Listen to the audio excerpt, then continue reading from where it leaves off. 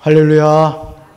자, 오늘 요한복음 1장 12절부터 13절까지 말씀으로 나는 자랑스러운 감리교인입니다.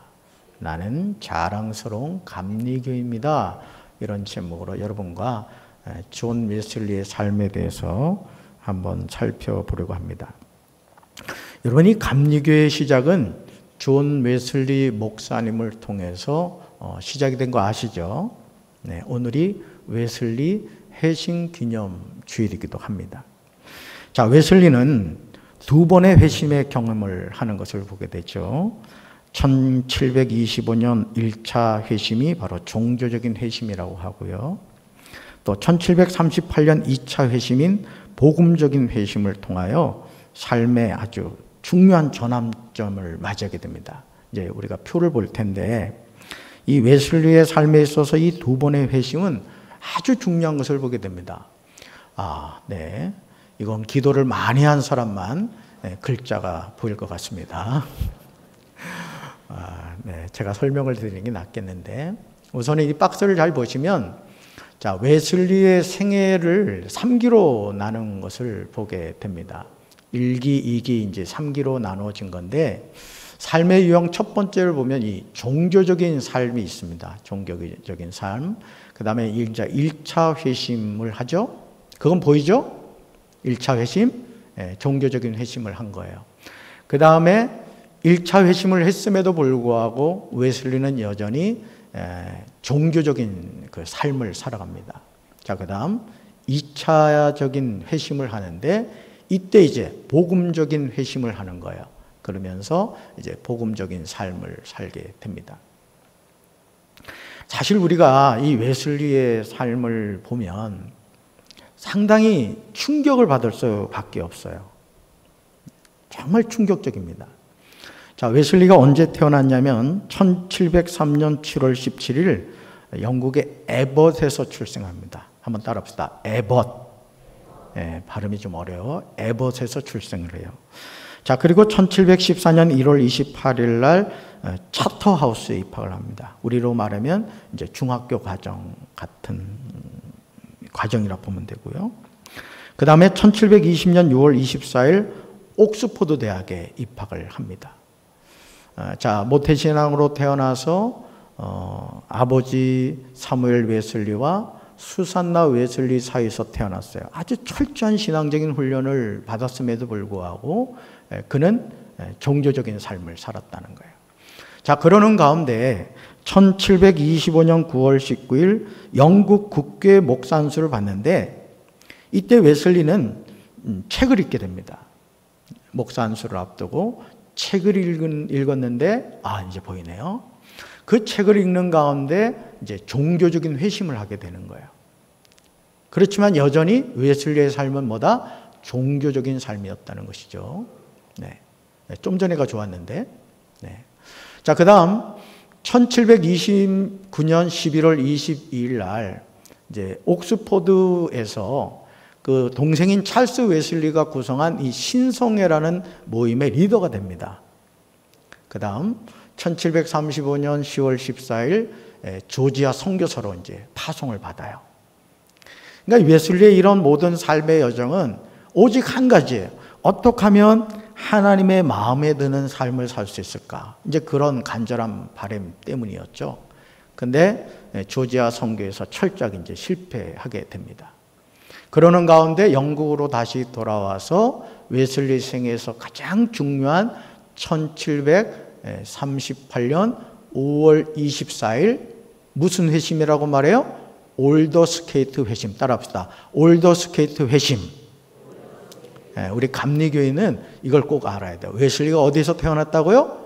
에벗에서 태어났고, 자, 어디에서 회심을 했다? 올더 스케이트에서 회심을 했습니다.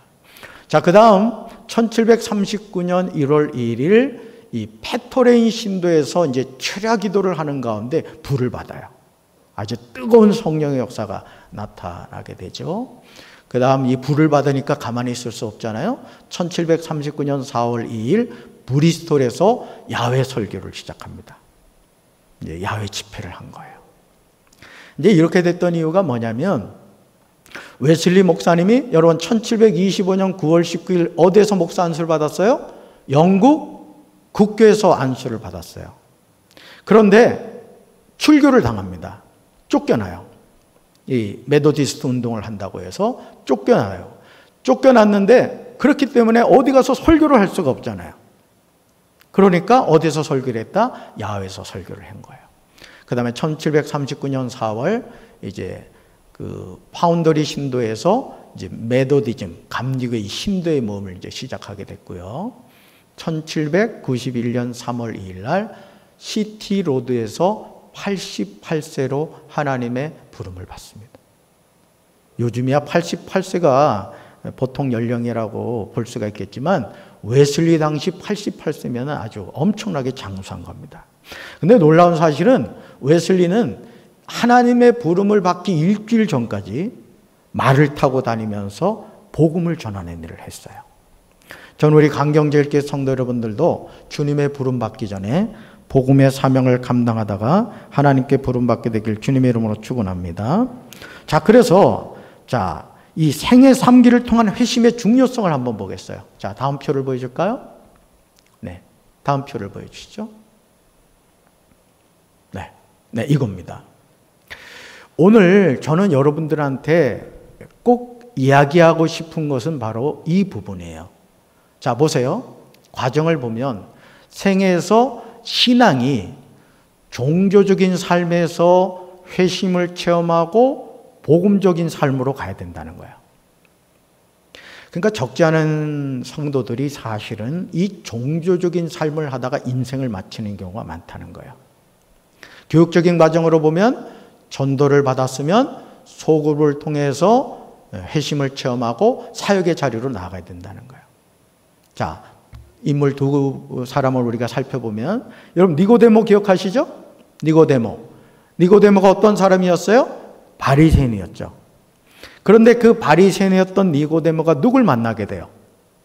예? 예수님을 만나게 됨으로써 어떤 체험을 하죠? 거듭남을 체험하게 됩니다. 그 다음에 예수님의 뭐가 돼요? 제자가 됩니다. 자, 사도 바울은 어떻게 되죠? 바리새인 중에 바리새인이었다고 했죠. 자, 어디서 예수님을 만나요? 다메섹으로 가는 길에서. 뭘 체험하죠? 거듭남을 체험합니다. 자, 어떻게 되죠? 사도로서 쓰임받게 되는 것을 보게 됩니다. 여러분은 지금 어느 단계에 계십니까? 자, 우리 강경제일교회 성도들이 존 웨슬리 목사님이 회심을 체험했듯이 니고데모와 사도 바울이 거듭남을 체험했듯이 우리 사랑하는 성도들도 이 거듭남의 체험, 회심의 경험을 통해서 복음적인 삶, 주님의 제자로 쓰임받게 되기를 주님의 이름으로 축원합니다. 자, 그 다음 볼까요? 네, 이거예요.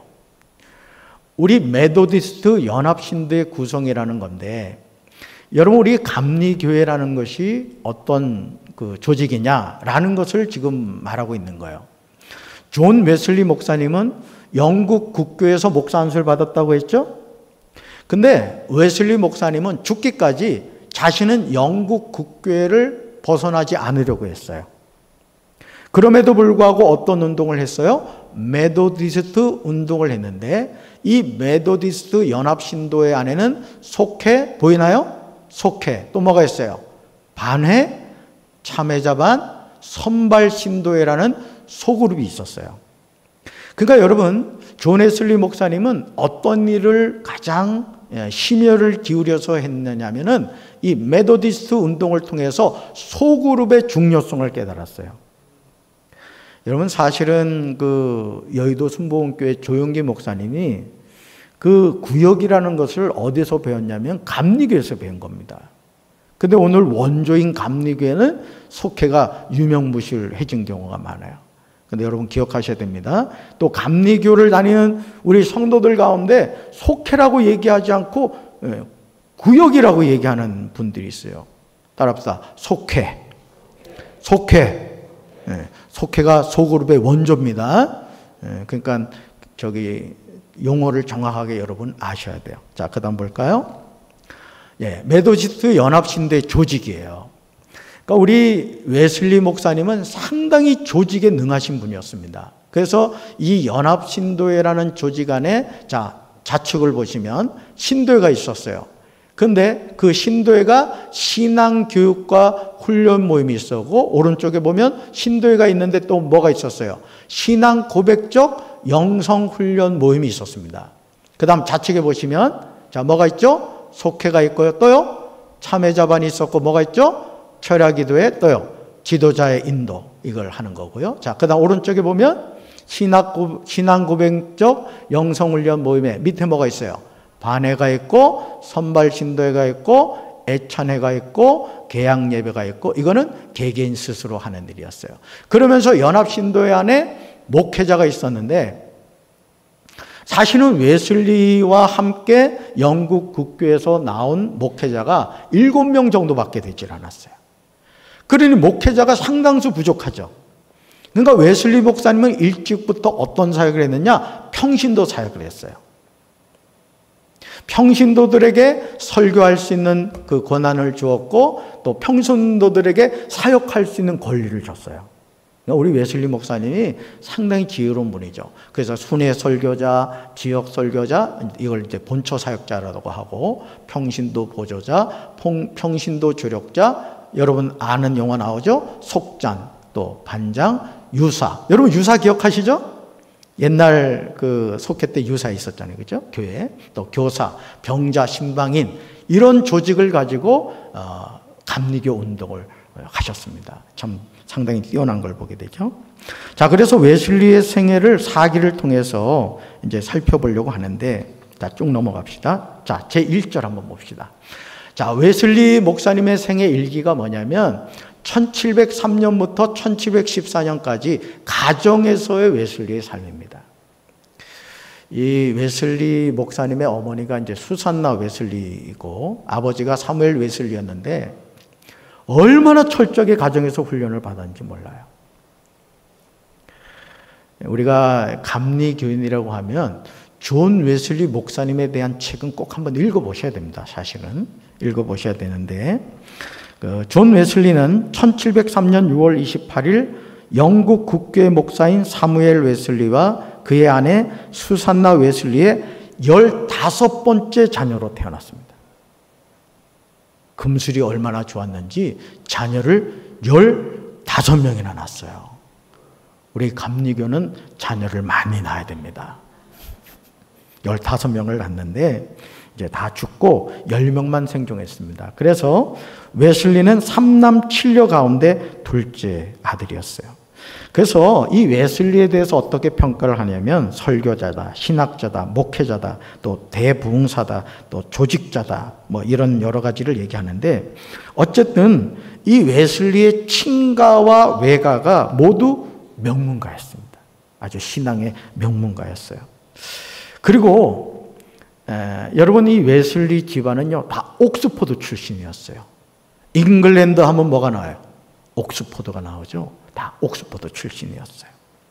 그래서 영국 국교의 성직자로 이제 목회를 시작을 했는데, 나중에 이제 비국교도로 전향도 하고 여러 가지 이제 과정을 거칩니다만, 어쨌든 4대째 성직자였습니다. 아주 믿음의 명문가였죠.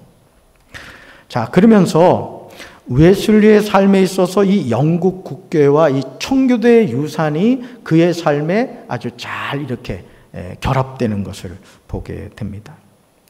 그리고 이 어머니와 아버지를 통해서 이 웨슬리 목사님이 철저하게 신앙적인 훈련을 받는데, 여러분 감리교 하면 어떤 생각이 나세요? 감리교 하면 여러분 딱 기억나는 게 어떤 게 있으세요?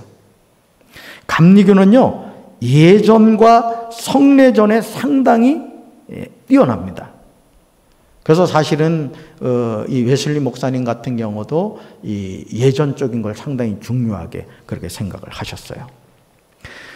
그러면서 이제 이 가정교육에 대한 내용을 좀 살펴보려고 하는데, 웨슬리는 이 가정교육에 대해서 특별히 어머니 수산나 웨슬리에게 배운 이 가정 종교의 중요성에 대해서 이렇게 말합니다. 한번 보여주실까요? 바로 이 내용이에요. 우리의 가족 생활에 뿌리를 내린 종교만이 진정한 부흥을 이루게 될 것이다. 만일 우리가 가정 종교에 실패하여 자라나는 세대를 양육하는 데 실패한다면 그 결과는 어떻게 되겠는가? 현재 일어나고 있는 부흥은 짧은 시간 내에 죽어버릴 것이다. 이렇게 말했어요. 다시 말해서 웨슬리 목사님은 가정 신앙생활이 너무너무 중요하다고 생각을 한 거예요. 저는 사랑하는 강정절개 성도 여러분들도 여러분 가정에서의 신앙이 아름답게 회복되시길 주님의 이름으로 축원합니다. 자, 그러면서요, 이 수산나 웨슬리 어머니 같은 경우는 얼마나 자녀들을 아주 엄격하게 훈련했는지, 자, 다음 내용 보여주실까요? 자, 이렇게 했습니다. 나는 자녀의 의지를 늦기 전에 다스려야 한다고 강력히 주장하는 바이다. 아주 막 결의가 느껴지죠? 의지를 다스리는 것이야말로 종교적인 교육의 강력하고 합리적인 유일한 기초이며 의지를 다스리지 못한다면 훈계나 모범도 아무런 소용이 없기 때문이다. 종교란 바로 자기 자신의 뜻이 아닌 하나님의 뜻을 행하는 것임을 생각한다면 이는 더욱 분명해진다. 잘 보세요. 천국으로 갈 것인지 지옥으로 갈 것인지 자기 의지를 치느냐 그렇지 않느냐에 달려있다. 자녀의 자기 의지를 내버려 두는 부모는 마귀를 하는 것이며 종교를 무용지물로 만들고 구원을 불가능하게 만들며 자녀의 영과 육을 영원히 파멸의 길로 이끄는 것이다. 이렇게 말했어요. 여러분 어떻게 해요? 뜨끔하지 않아요? 이렇게 수산나 웨슬리는 자녀들의 신앙적인 훈련을 아주 철저히 했습니다. 심지어요, 우는 것조차도 통제를 합니다. 우는 것조차도. 그렇게 자녀들을 이제 양육하는 것을 보게 돼요. 자, 이런 삶을 이제 일기에서 살았고, 자, 생애 2기 볼까요? 이제 학교에서 이제 웨슬리의 삶을 보는데, 아까 말씀드린 차터하우스에서의 생활이에요. 1714년부터 1735년의 이제 삶인데, 자, 웨슬리가 1714년 1월 28일 런던에 있는 명문 사립 기숙학교인 차터하우스에 이제 버킹엄 공작의 추천을 받아 장학생으로 입학을 했습니다. 웨슬리는 공부를 아주 잘했어요. 그리고 나중에 이제 그 옥스포드에서 이제 교수로 이렇게 쓰임을 받는 것을 보게 되는데 6년간 과정을 우등으로 졸업을 한 후에 이제 옥스포드에서 이제 장학금을 받고 이제 입학하는 것을 보게 됩니다. 그런데 이 생애 2기에서도 아까 3기를 살펴봤듯이 여전히 웨슬리의 삶은 종교적인 삶을 벗어나지 못했다는 것이죠. 여러분 이걸 중요하게 생각하셔야 돼요. 자, 그러는 가운데요, 이 웨슬리가 이제 그 안수를 받는 시점에서 아주 그의 생애에 종교적인 회심을 하게 하는 세 사람의 책을 만나게 됩니다. 아주 중요한 세 사람이에요. 그래서 일평생 가장 중요한 영적 생활의 교과서가 되었어요. 여러분도 꼭 읽어봐야 될 책입니다. 자, 그는 이 책들을 읽는데 전념을 했는데 누구냐면 토마스 아켄피스 또 타일러 로우의 책입니다. 그 책이 뭐냐? 그리스도를 본받아. 아마 들어보셨을 거예요. 이 책은 다 들어보셨을 거예요. 그리스도를 본받아. 또 제레미 테일러의 거룩한 삶과 죽음의 규범과 실천, 윌리엄 로우의 그리스도인의 완전, 또 경건한 삶을 위한 부르심, 이 책이에요. 그래서 평생 이들의 책을 웨슬리는 가까이 두고 읽었습니다. 이 세 사람의 네 권의 책을 통해서 웨슬리가 1차 회심을 했다 그랬죠. 종교적인 회심, 종교적인 회심을 했던 거예요. 그래서 이 세 사람은 각각의 부분에서 웨슬리에게 아주 중요한 도움을 주었습니다. 그리고 이제 안수를 받아요. 자, 그러면서 여기 이제 그 PPT 준비는 하지 않았습니다만 웨슬리가요 얼마나 신앙인으로서 바르게 살고 싶었는지 몇 가지만 말씀을 드리면, 일찍 일어나고 일찍 잠자리를 실천하였다.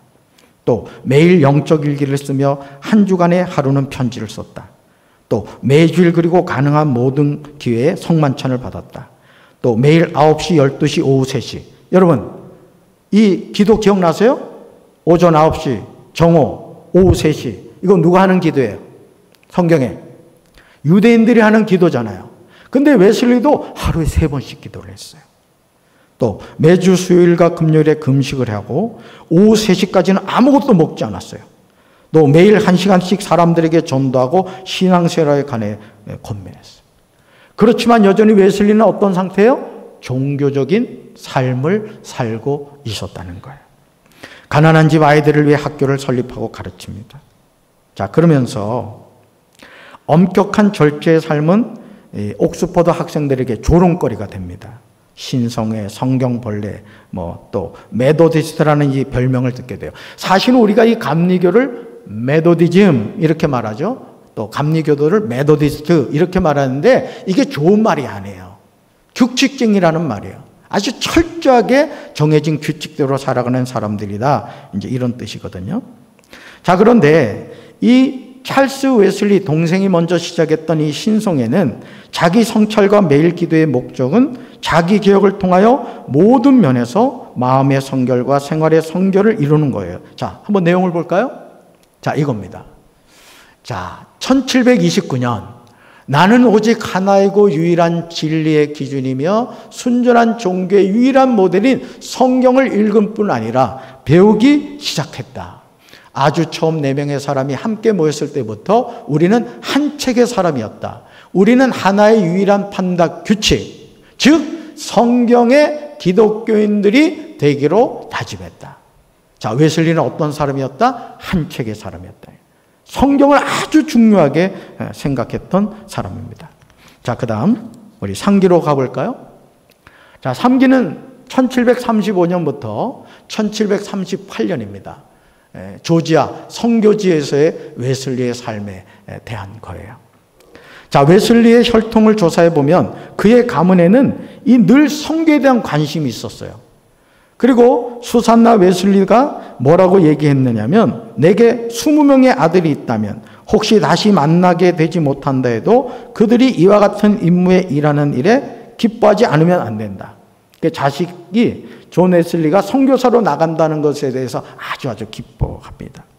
그러면서 이제 연 50파운드의 후원금을 받고 이제 조지아의 선교사로 이제 파송을 받게 되는 것을 보게 돼요. 자, 그러면서 웨슬리가 버튼에게 자기가 이제 선교사로 나가면서 어떤 심정으로 가는가에 대해서 2가지를 얘기하는데, 첫 번째 보면 자신의 영혼을 구하기 원함이며, 잘 보세요.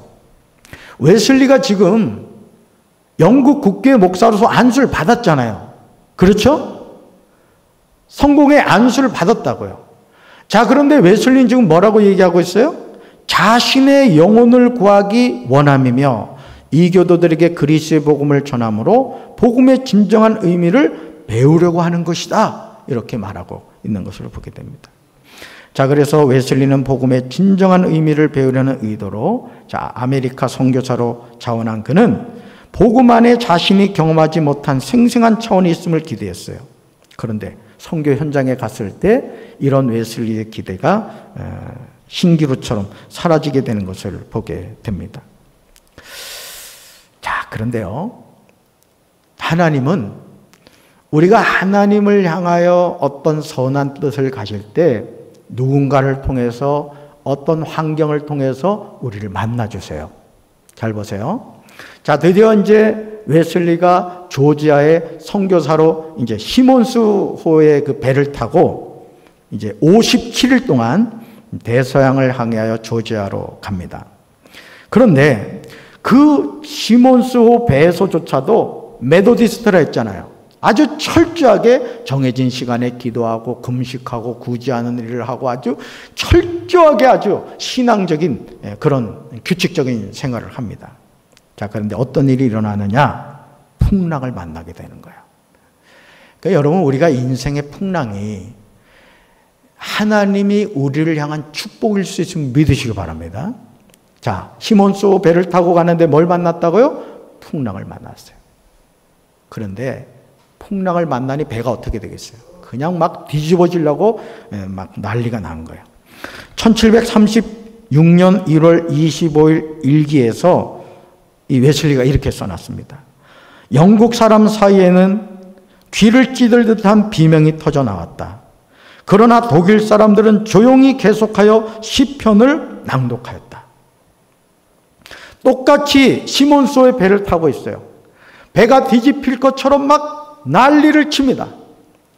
다 죽을 것 같아요. 그런데 영국 사람과 독일 사람이 확연하게 구분이 되는 거예요. 영국 사람들은 막 두려워 떠는 거예요. 막 살겠다고 몸부림을 치는데 독일 사람들은 오히려 시편을 낭독하고 심지어는 찬양을 부릅니다. 그래서 웨슬리가 물어보는 거예요. 두렵지 않습니까? 두렵지 않습니다. 아이들에게 물어보는 거예요. 너희들 두렵지 않니? 두렵지 않습니다. 어떻게 두렵지 않니? 놀래가지고 물어요. 그랬더니 뭐라고 대답하느냐? 하나님이 우리와 함께 하시기 때문에 우리는 두렵지 않습니다. 우리 강경제일교회 성도들은 영국파요, 독일파요? 솔직하게. 두렵겠어요? 두렵지 않겠어요? 두렵죠, 당연히.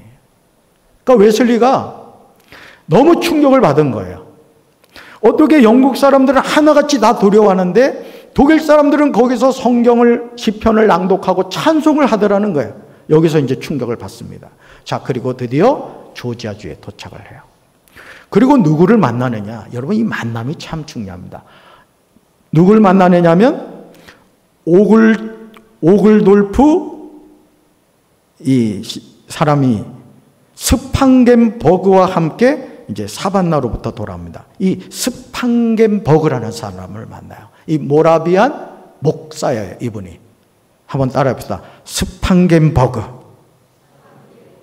혀가 잘 안 돌아가죠?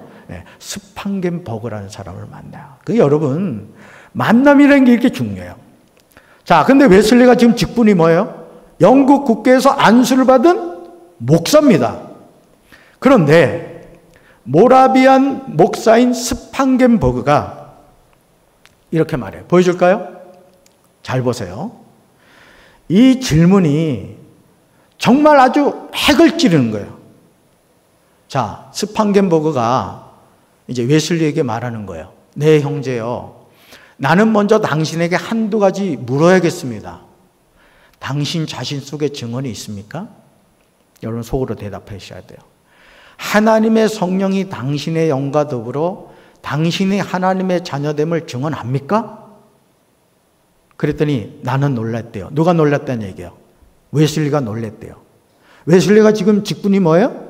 목사예요. 무슨 말을 해야 할지 몰랐어요. 그 다음요. 그는 그것을 관찰하고 또 물었어요. 자, 질문 읽습니다. 시작. 당신은 예수 그리스도를 압니까? 여러분, 목사인 웨슬리에게 스판겐버그가 이 질문을 했어요. 당신은 예수 그리스도를 압니까? 뭐라고 대답해야 되죠? 예, 저는 예수님 압니다. 이렇게 대답해야 되잖아요. 근데 보세요. 나는 잠시 멈췄다가 뭐라고 대답해요? 읽어봅시다. 시작. 나는 그분이 세상의 구세주임을 압니다. 믿는다는 거예요? 안다는 거예요? 안다는 거예요. 자, 그렇게 대답을 하니까 스판겐버그가 대답합니다. 그 다음요. 옳습니다. 그러나 그분이 당신을 구원하셨다는 것을 압니까? 갈수록 태산이죠? 자, 웨슬리가 대답합니다. 뭐라고 대답하죠? 같이 읽습니다. 나는 그분이 나를 구원하시기 위하여 죽으셨을 것으로. 대답이 이상하지 않아요? 웨슬리가 뭐가 없는 거예요? 확신이 없는 거예요. 확신이. 그는 다만 이렇게 덧붙였다. 당신 자신을 압니까? 나는 압니다. 라고 대답했어요. 그러나 그것은 빈말 같아서 두려웠다는 거죠. 자, 웨슬리의 생애를 여러분 아까 세 가지로 나눴죠? 종교적인 삶, 종교적인 삶, 복음적인 삶. 자, 지금 웨슬리는 어떤 삶을 살고 있죠? 종교적인 삶을 살고 있는 것을 보게 됩니다. 자, 그러면서 조지아에서의 이 선교 활동이 철저하게 실패합니다. 따라합시다. 실패가 하나님의 은혜일 수 있습니다. 이 웨슬리가 말이죠. 이 조지아에 가서 소피아라는 19살인가 그런 소녀하고 연애가 납니다. 이 당시 웨슬리가 33살인가 그렇게 됐어요. 아주 꽃다운 이 소녀하고 이렇게 러브 스토리가 이렇게 생기는데 이 뽀뽀를 하면서도 웨슬리 마음속에는 내가 하나님보다 소피아를 더 사랑한다는 것이 너무나 죄스러웠어요. 그러니까 남자가 뽀뽀를 해도 확실히 해야 될 거 아니에요. 그러니까 머뭇머뭇하니까 막 혈기왕성한 소피아가 다른 남자하고 그냥 결혼을 해버렸습니다. 그랬더니 웨슬리도 참 쫌스럽죠. 성찬식을 하는데 소피아하고 그 신랑을 성찬식에 안 해줍니다. 근데 문제는 뭐예요? 소피아의 삼촌인가가 되게 힘 있는 사람이었어요. 그래가지고 그게 문제가 돼가지고 결국 이제 야반도주를 합니다. 그래서 조지아에서의 선교 활동은 철저하게 실패하는 것을 보게 돼요. 그래 여러분 생각해 보세요. 선교사로 나가서 뭔가 내가 하나님의 그 영광을 위해서 살겠다. 그렇게 생각했는데 1738년 1월 24일 영국으로 향하는 배에서 웨슬리는 자신의 심정을 일기에 이렇게 씁니다. 잘 들으세요. 나는 인디언들을 회개시키기 위하여 아메리카로 갔었다. 그러나 누가 나를 회개시킬 것인가? 잘 보세요. 그러나 누가 나를 회개시킬 것인가? 나를 이 악한 마음에서 건져낼 사람이 누구일까? 나는 아직도 어설픈 종교 생활을 하고 있구나. 말은 잘한다. 아니 위험이 가까이 있지 않는 동안은 나 자신을 믿고 사는구나. 그러나 죽음이 나의 얼굴을 들여다보면 나의 영은 혼란에 빠진다. 뭔가 이상하지 않아요? 이게 이상하게 여러분 느껴지셔야 됩니다. 자, 그러면서 1738년 2월 1일 웨슬리가 영국으로 도착했을 때 그의 영혼은 다시 한번 절망의 구렁텅이 속으로 빠져들어가는 거예요. 생각해 보세요. 목사인데 조지아 가서 선교하겠다가 실패하고 야반도주를 했어요. 그러니 웨슬리는 완전히 아주 무너져 내린 거예요. 더 이상 어떻게 일어날 수가 없는 이제 그런 상태가 있었던 거죠. 그렇지만 이것은 하나님의 훈련 과정이었다는 거예요. 여러분 신앙의 여정에서 고통과 고난이 다가올 때 그것을 여러분 부정적으로만 생각하지 마시고 그것이 여러분의 신앙을 거듭남의 자리로 이끄시는 하나님의 은혜임을 믿으시길 바랍니다. 자, 이제 생애 사기로 갑시다. 생애 사기. 자, 1738년부터 이제 임종하는 1791년까지 사역 천장에서의 웨슬리의 삶입니다. 자, 웨슬리의 조지아 선교는 인간적인 관점에서는 완전히 실패했어요. 참 창피찬란한 일이죠. 그러나 이 실패를 통해서 웨슬리가 얻은 것이 있다. 뭐죠? 자기 자신이 깊은 죄악 가운데 있다는 것에 대한 인식을 갖게 된 거예요. 종교적인 노력으로 뭔가를 이룰 수 있다고 생각했는데 그렇지 않구나 이 사실을 깨닫게 됩니다. 자, 그러면서 아까 여러분 조지아에서 누굴 만났다고요? 스판겐버그를 만났다 했죠. 그죠? 모라비안 교도예요, 그 사람도. 근데 이번에 또 하나님이 웨슬리에게 아주 소중한 만남을 허락합니다. 따라합시다. 피터 벨러. 발음을 잘해야 돼요. 피터 벨러. 이 사람을 만납니다. 이 피터 벨러라는 사람을 만남으로 말미암아 동생이 찰스 웨슬리잖아요. 찰스 웨슬리와 존 웨슬리가 종교적인 삶에서 복음적인 삶으로 변화가 됩니다. 저는 우리 사랑하는 성도들에게 이런 만남이 있게 되길 주님의 이름으로 축원합니다. 저는 강경제일교회 담임 목사로서 제가 피터 벨러가 되기를 원합니다. 아멘? 그렇게 되길 원해요. 자, 그래서 한번 보여주실까요? 참 재미있어요. 자, 동생인 찰스 웨슬리의 복음적인 되심은 형인 존보다가 며칠 먼저요. 3일 먼저 앞섰습니다. 1738년 5월 21일 주일에 일어났어요. 근데 존 웨슬리의 회심은 언제죠? 3일 후인 1738년 5월 24일 수요일에 찾아왔습니다. 그러니까 형제가 3일 간격으로 뭘 경험해요? 회심을 경험한 거예요. 누구를 통해서? 피터 벨러를 통해서. 여러분에게도 이런 은혜가 있게 되기를 주님의 이름으로 축원합니다. 자, 그러면서 웨슬리가 아침 5시경에 베드로후서 1장 4절을 읽었습니다.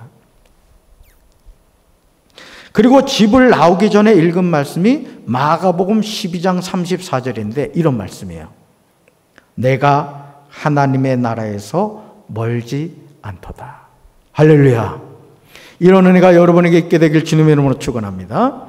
자, 그러면서 그날 밤 웨슬리는 올더스케이트에 있는 어느 모라비안 신도에서 성령의 감동에 의하여 중생의 은혜를 체험하고 회심을 하게 돼요. 저 우리 사랑하는 성도들에게도 이런 은혜가 있게 되길 주님의 이름으로 축원합니다. 자, 웨슬리가 고백한 아주 중요한 내용이에요. 우리 같이 한번 읽어봅니다. 시작. 저녁에는 별로 마음이 내키지 않는 채 올더스케이트 거리에 있는 어느 회에 갔는데 거기서 한 사람이 루터의 로마서 주석의 서문을 읽고 있었다. 9시 15분 전쯤 되어서 그가 계속해서 그리스도를 믿는 믿음을 통하여 하나님께서 마음의 변화를 일으키시는 역사를 하신다고 설명을 하고 있는데 내 마음이 이상하게 뜨거워짐을 느꼈다. 나는 구원을 받기 위하여 그리스도를 오로지 그리스도만을 믿는다고 나는 느꼈다.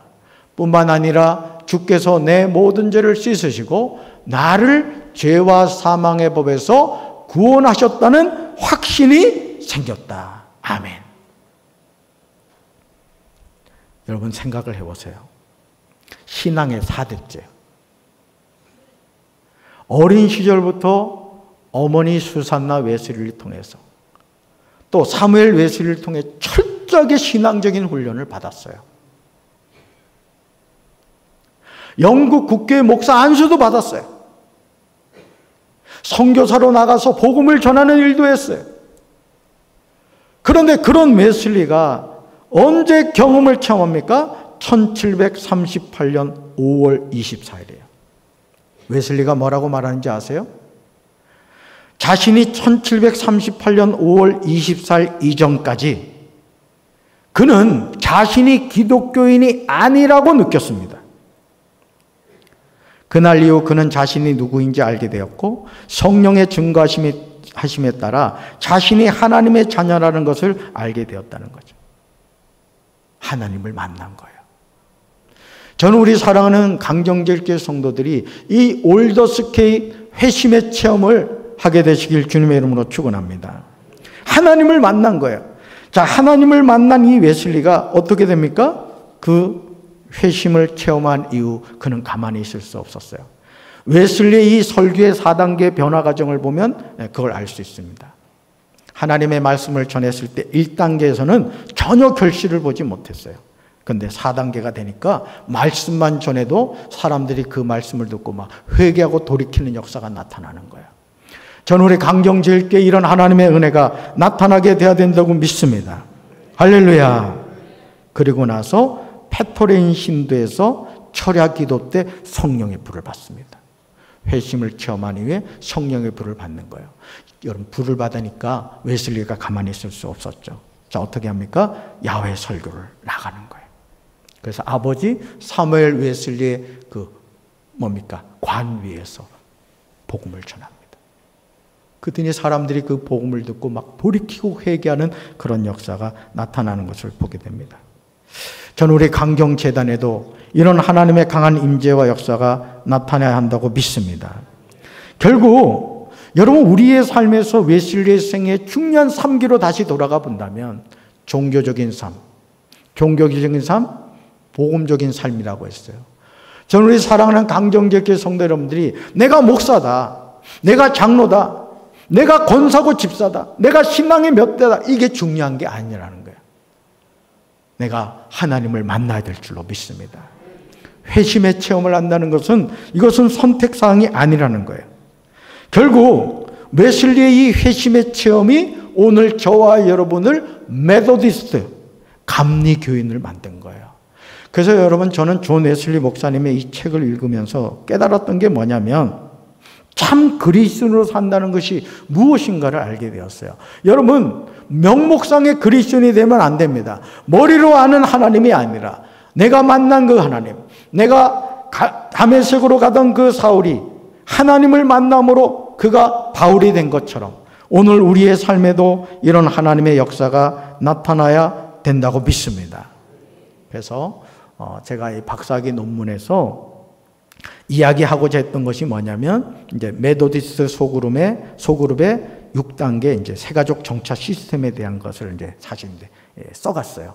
써가서 전도, 회심, 돌봄, 양육, 정착, 사역 이제 이런 단계로 가야 된다. 이제 이런 것을 제가 이제 주장을 했는데, 여러분 오늘 모든 그리스도인들은 신앙의 위기 앞에 노출되어 있어요.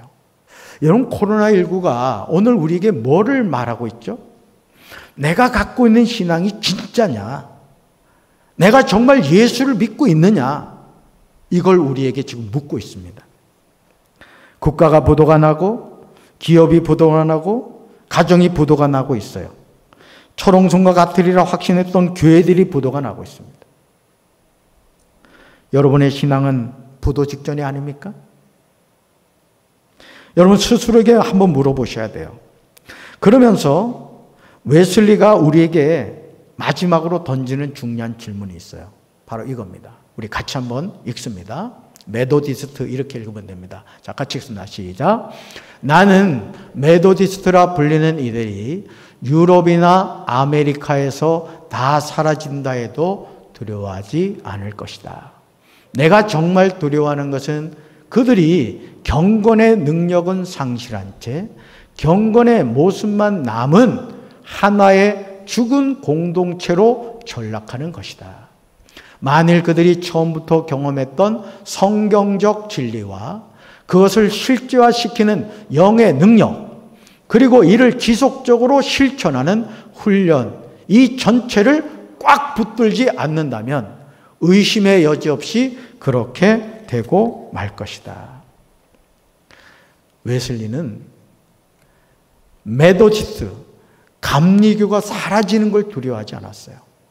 경건의 능력이 상실된, 그러니까 껍데기만 난 신앙, 이걸 두려워한 거예요.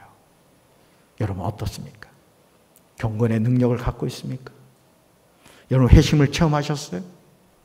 예수가 내 인생의 구세주임을 믿습니까? 여러분 구원의 확신을 가지고 계십니까?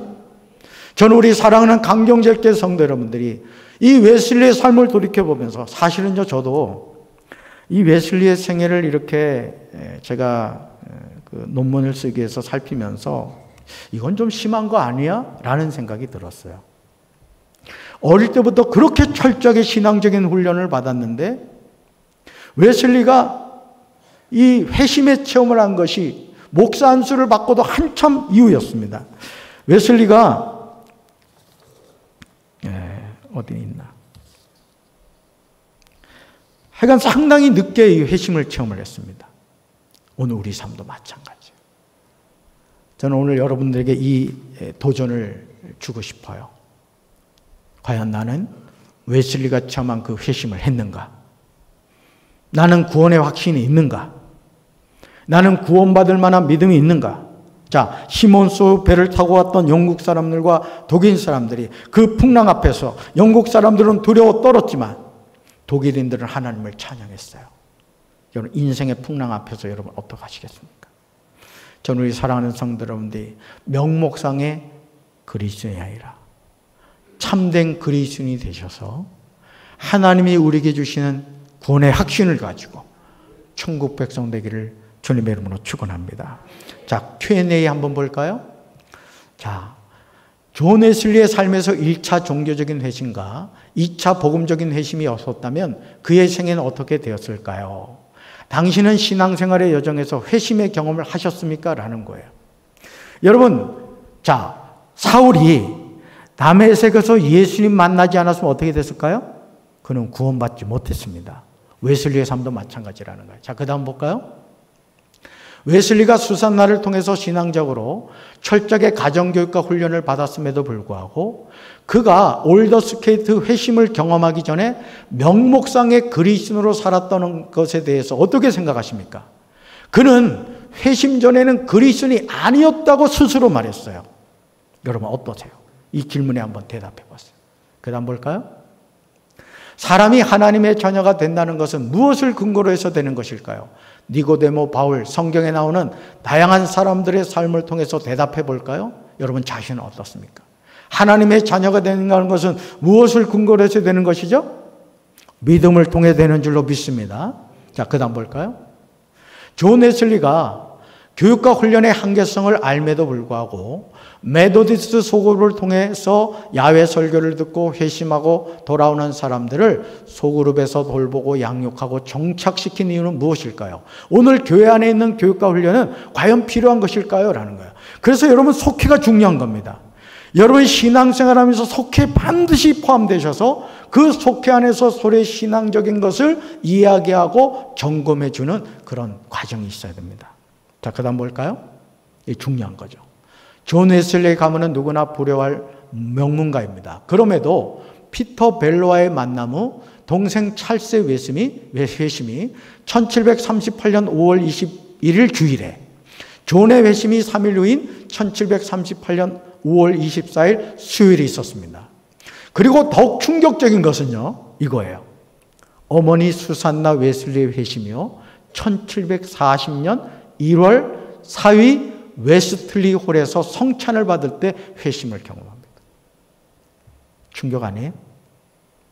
오늘 회심의 경험이 없는 종교 생활을 하는 종교인들이 있다는 사실에 대해서 여러분 어떻게 생각하십니까? 자, 마지막 볼까요? 자, 존 웨슬리의 생애를 통해서 오늘 메도디스트가 잃어버린 것은 무엇이라고 생각하십니까? 그리고 잃어버린 것을 바르게 회복하여 자랑스러운 감리교인이 되기 위한 결단은 무엇입니까? 당신은 지금 영적인 성장과 성숙에 집중하고 있습니까? 라는 거예요. 우리 감리교도가 잃어버린 것이 무엇이죠? 존 웨슬리의 신앙적인 체험과 회심의 고백입니다. 저는 우리 강경제일교회 이 공동체가 존 웨슬리 그 회심의 고백이 구원의 분명한 확신 우리 강경제일교회 안에 있게 되기를 주님의 이름으로 축원합니다. 하나님 앞에서는 진실에 지셔야 됩니다. 여러분의 혹여나 아직도 구원의 분명한 확신이 없이 있다면 하나님 앞에 솔직히 고백하셔서 하나님의 은혜가 존 웨슬리 목사님에게, 찰스 웨슬리 목사님에게 임했듯이 오늘 우리의 삶에도 그런 하나님의 은혜가 함께 하시기를 주님의 이름으로 축원합니다.